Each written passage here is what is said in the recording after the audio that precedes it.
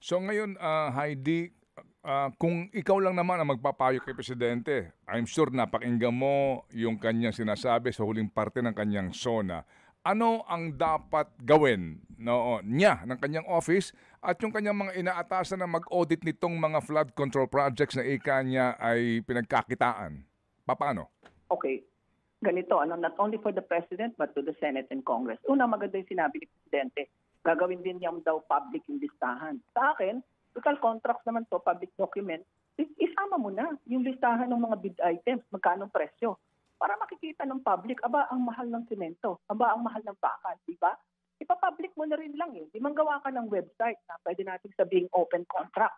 Nandyan yung kontrata, nandyan yung contractor, nandito yung source of funds, but yung mga selected items, usually yung mga embedded items, bakal, aggregate, lagyan natin ng presyo, semento, presyo natin para dun pa lang masi-check na kaagad yung overpricing, di ba?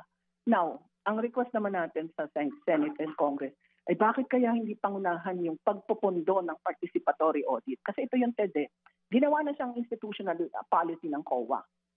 Pero ang tingin ko, kung talagang seryoso tayo dito, bawat project ng ahensya, kunyari flood control ng DPWH, i-embed mo na doon sa project yung citizens participation kasi paano ba naman yung citizen mamamatahi pa sila para lang mag-ano. So kung naka-embed doon sa project, meron ka na kaagad automatic na monitoring. In that sense, dahil wala tayong pre-audit at dahil laging delayed ang COA audit report, meron tayong strong na preventive approach, diba? So una, para sa Presidente, i-open nyo na rin po ang presyo ng mga bid item. Anyway, contract naman po ay public document.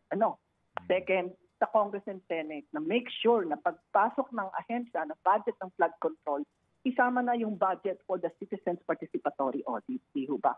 And tinatawagan natin ang mga simbahan, ang professional organizations, yung mga organizations ng architect, yung PICE na organizations ng engineer. Ito yung pagkakataon na mag-give back tayo. Halimbawa, okay, engineer, architect, pakiayos nga, tingnan mo nga itong feasibility study. Hindi ho natin pwedeng iasa lahat sa gobyerno. At syempre, Ted, kailangan namin kayo. Kailangan pag yung preso at hindi tama, pag-ingay natin yung citizen, interviewin mo yung mga yon at ikaw mismo bumasa. Ito ang presyo ng semento, ito ang presyo. And then, we can of course moderate the greed of all those making money out.